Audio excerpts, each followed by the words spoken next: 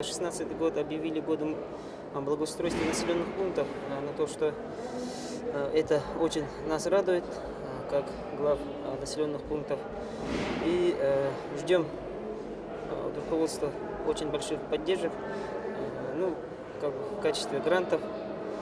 Мы северные районы очень на такие поддержки рассчитываем, потому что у нас инфраструктура именно транспортной части очень тяжелая.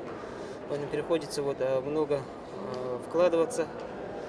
В отношении своего села хотелось бы сказать, что у нас разработана трехлетняя плановая работа насчет благоустройства, по которой мы в этом 2015 году, в прошлом году участвовали на грант по линии ЖКХ, Министерства ЖКХ.